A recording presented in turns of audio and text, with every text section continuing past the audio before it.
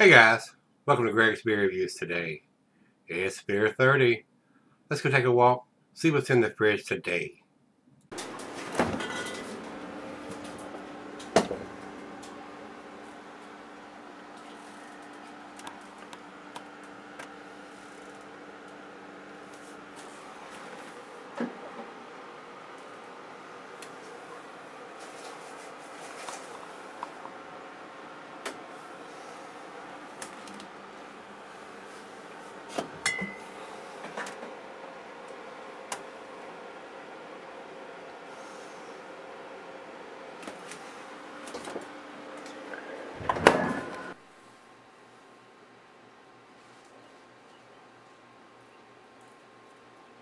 Hey everybody, thanks for stopping by Gregsbeerreviews today. Looks like we got us a Firestone Walker beer.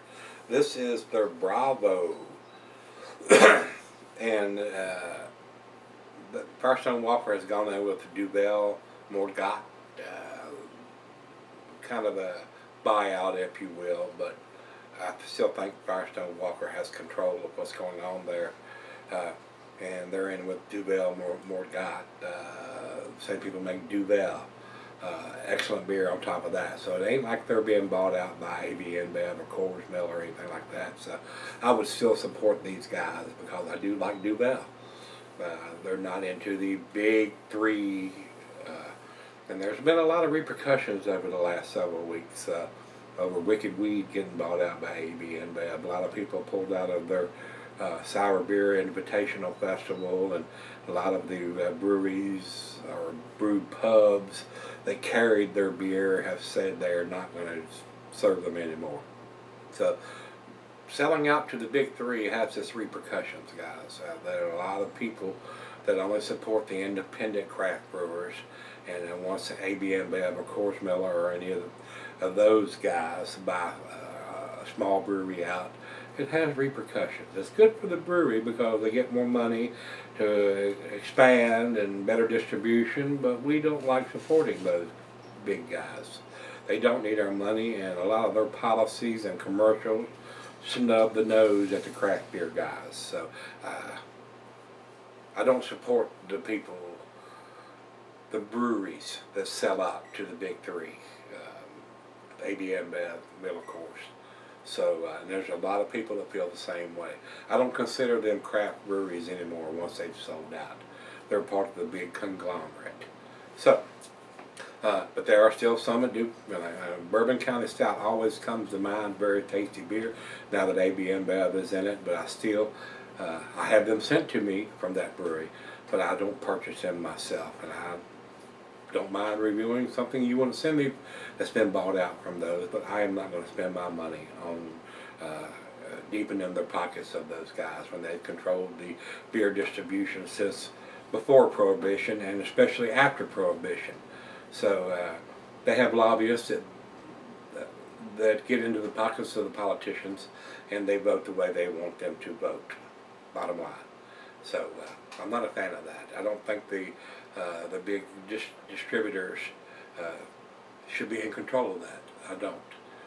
But they control the shelf space in the grocery stores and all that. That's why when you go in there, you got a little teeny craft beer section, and you got this great big long macro lager section for the Bud, Miller, Coors, and all that horse piss that they produce, because they control the shelf space. So, and if they don't want to carry your beers, they don't have to. So, I'm just not a fan of that, guys. I think controlling shelf space is like, it's communist. It's freaking communist. I think it ought to be equal. Budweiser gets this, Coors gets this, craft beer gets this, and they're all the same size. Or maybe even the craft beer, because that's more than Budweiser is AB InBev and Coors Miller, and then you have your craft. I think the craft beer section ought to be bigger than those. You know, personally, you know, we still have a lot of younger drinkers and even older drinkers that the only thing I'm going to drink is Budweiser. The only thing I'm going to drink is Coors Light or Miller. That's fine. I'm not going to snub my nose at you for doing that, but I would like for you to try something else that's got a little bit more taste or whatever. But if that's what you got to have, that's what you got to have. I don't got to have it, and I will not buy it, and I don't support those guys that produce it. So enough ranting and raving. This is Firestone Walker's Bravo, which is, they're saying an American Strong Ale here on Great Beer. I don't think that's correct. I don't consider this beer American Strong Ale. According to, and it's come in this high dollar box, which makes the beer cost more because they stick each individual bottle in one of these high dollar boxes. This beer is an Imperial Brown Ale. It's written right on the box here. So why would you call it an American Strong Ale when it says it's an Imperial Brown Ale? This is what it is. It's not an American Strong Ale, guys. So, as far as I'm concerned, Beer Advocate, wrong. Got your head up your ass as far as I'm concerned. They got the ABV right. It is a 13.2%. That's what's on the label here. So they got the ABV right, but they got the category wrong. It's not that. 13.2 American Strong Ale from Great Beer. Beer Advocate's got it right. American Brown Ale. And Untapped has it as a Brown Ale, Imperial Double, which is correct. You got the right ABV. And on top of that, it says 28 IBUs over on Untapped for this beer. This comes from Rico, my brother, and he writes 13.2% barrel-aged Imperial Brown Ale, 28 IBUs. Didn't see the bottle on date, but the vintage year is on the label along with the IBUs and the ABV. So they're giving us vintage, and that's basically, you know, I'd like to see the month. The days are relevant, so we know if it was done in January, July, or December, first week, beginning of the year, middle of the year, end of the year.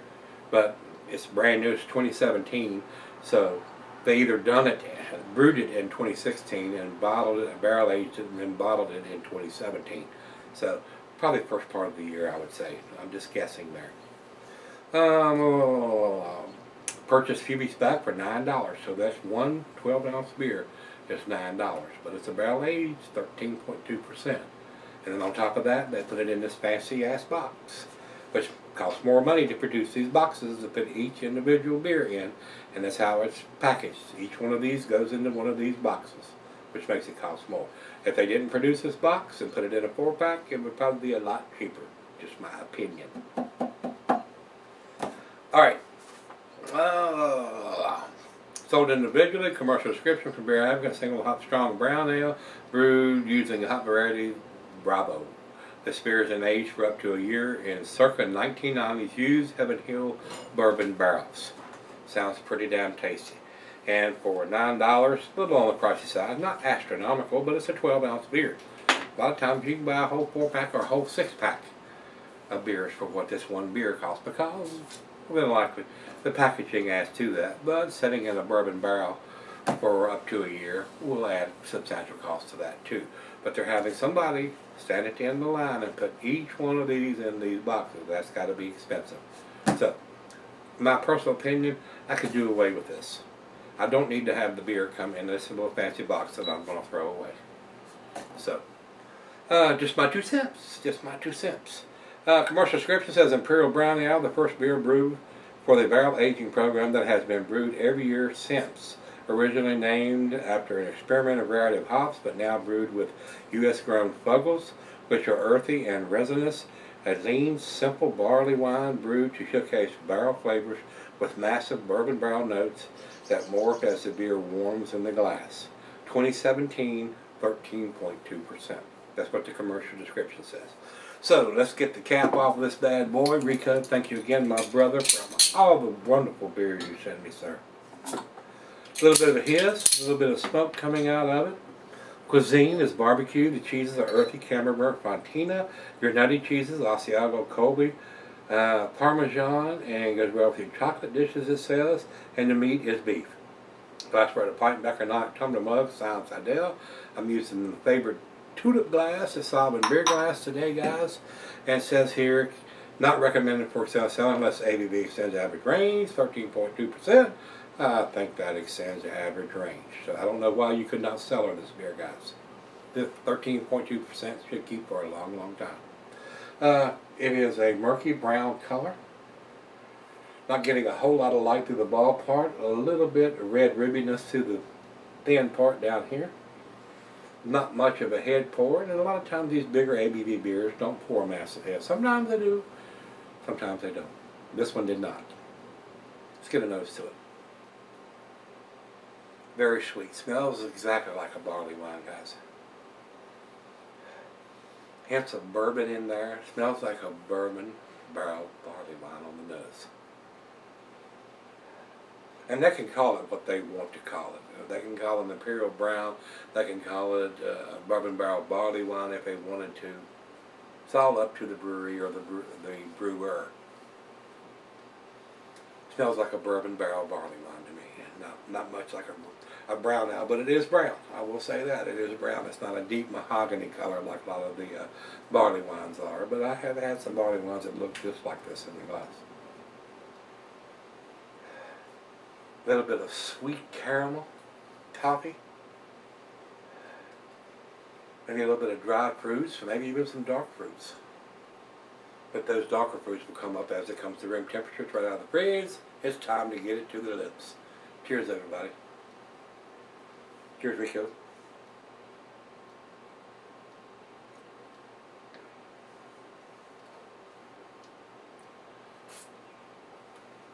Tastes exactly like a barley wine to me, guys. Very heavy sweetness on the back end. The alcohol is hidden, not super hidden. There is a slight hint of it. That is 13.2%. It's hard to hide that much alcohol.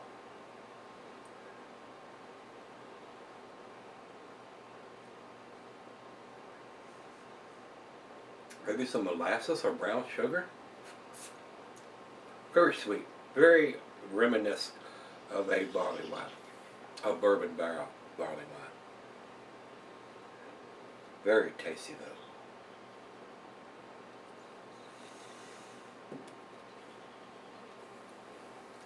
A great final beer of the evening, which it is for me. So let me let her sip or two, and we'll come back after I sip on it for a while and see where we end up. Sip ends up being a 10. Pretty damn tasty right now. Firestone Walker makes some really tasty stuff, guys. Especially stuff they put in these little cardboard boxes.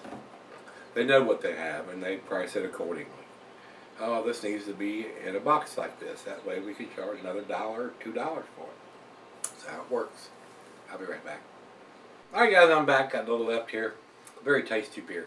Very, very tasty beer. Very barley wine-esque to me. Like I said, they can, other than having a little bit of a nuttiness to it, that's probably why they're calling it a brown ale instead of a barley wine, because the barley wines just don't usually, not always, but don't usually have a lot of nuttiness to the beer, which this one does. So it's very delicious. A little pricey, but when they put them in these boxes, that adds cost to the beer. And it does have the vintage 2017 on here, and it's an Imperial Brown Ale, 13.2, and it has the IBUs listed and the ABV listed. But these beers keep for a long time. So you might go into the store this time next year and see one of these beers still sitting on the shelf. Having 2017, you don't know if it was bottled in 2017 of January, 2017 of July, or 2017 of December.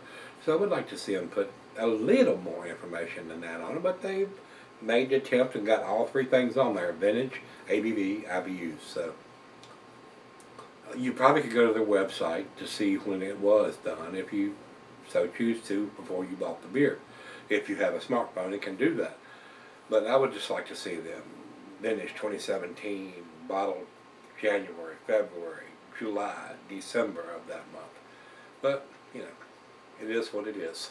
So, but it does have 2017 on the bottle and 2017 on the box. So we've got the vintage, the ABV, IBU. So we got all three. Final chug.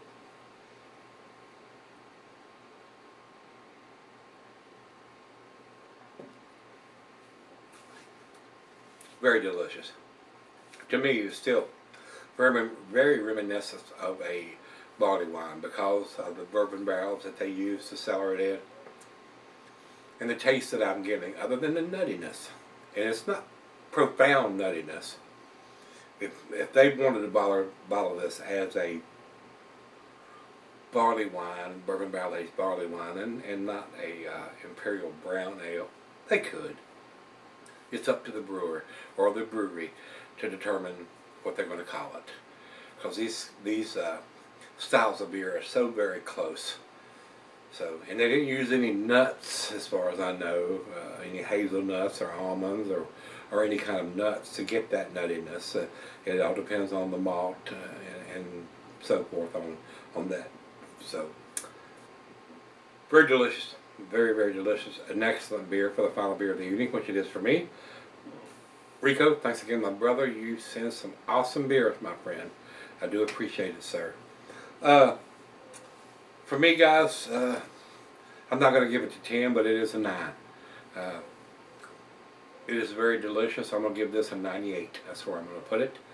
We'll run over to Beer Advocate. They say 94. Outstanding. It is. It is an outstanding beer. It's very, very delicious. A little pricey, but you got to remember it's bourbon barrel aged 13.2%. That's going to cost you more. This adds cost too. I just send them put it in a 4-pack instead of putting every one of them in these boxes. But I have no control over that. It is what it is. And they do their high dollar beers like that, the Zacaba and the Parabola and several other different versions that they do. Their top-notch beers are usually always done and put in these boxes, so they can charge you just a little bit more, which is unnecessary, because we're going to chuck this away. So it'll end up in the trash can. But anyway, final check-in, we'll run over to Untapped. Untapped has this at 4.24, which is definitely in their A category. Not quite to their A+, but it is in their A category. That's where I'm going to put it too. So, very tasty beer, guys. This is definitely an A beer. Very well made. A great final beer of the evening. It's only a 12-ounce bottle. It's not a 22-ouncer or a 750 or even a 500 milliliter.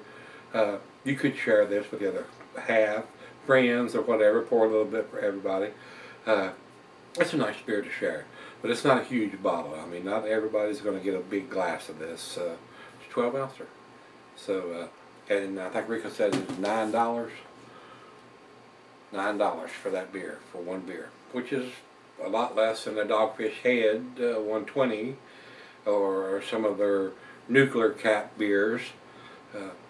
And you're still getting the box if you wanted to cellar it and keep it in the box or save the box for whatever reason. A lot of people save bottles and boxes and all that kind of stuff, and beer caps. I do save the caps a lot of times.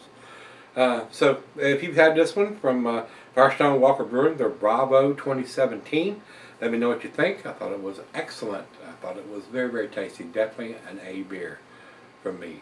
So let me know what you think, guys. Come on back tomorrow. Let's see what's in the fridge. See you then.